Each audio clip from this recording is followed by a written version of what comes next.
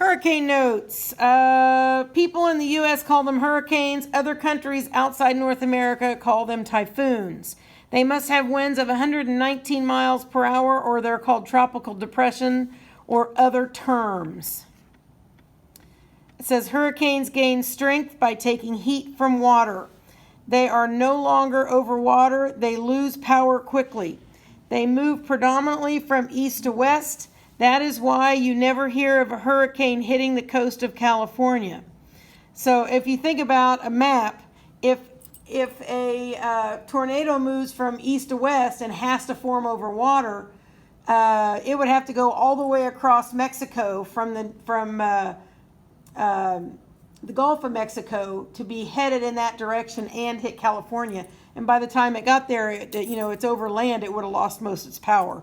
So it's happened that they might turn and hit the very coast on the very edge, but they really don't hit places like California.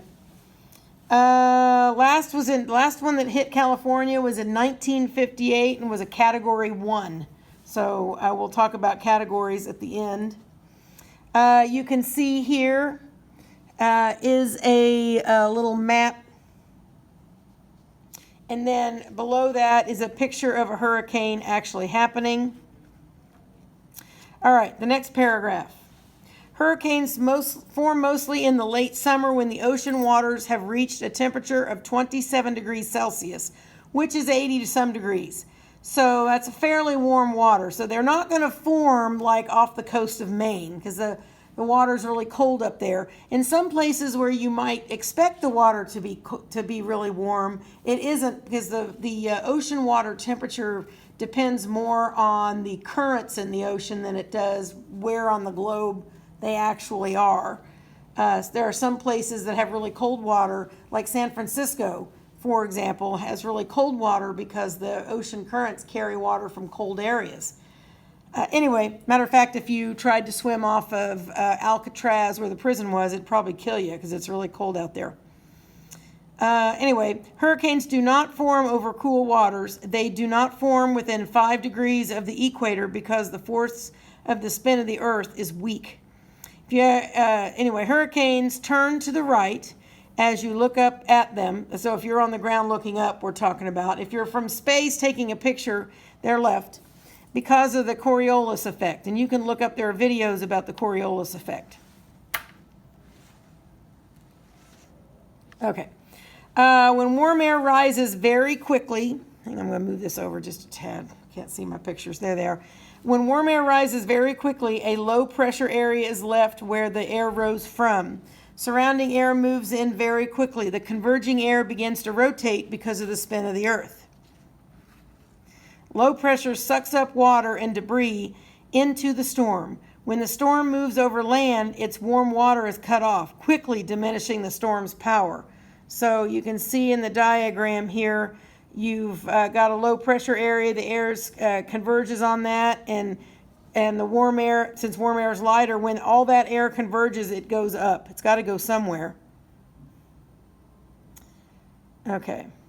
So the very center is called the eye of the storm. If you were in a hurricane, the storm would seem to stop while the eye moves overhead, just to start again when the eye is done passing over. Many people are injured thinking the storm is over. So they're in the closet, the storm is beating their house, and all of a sudden it stops and they walk outside, and sometimes the storm is big enough that it looks like blue skies. Oh, it's over, thank God. But actually they're just in the eye, and in just a few minutes it starts back again. So if you are in a storm like that, stay in the closet for a little while to make sure that it's over. Damage and death generally occur from the storm surge. That is a giant tidal wave that floods the area near the coast, sometimes flattening everything in its path.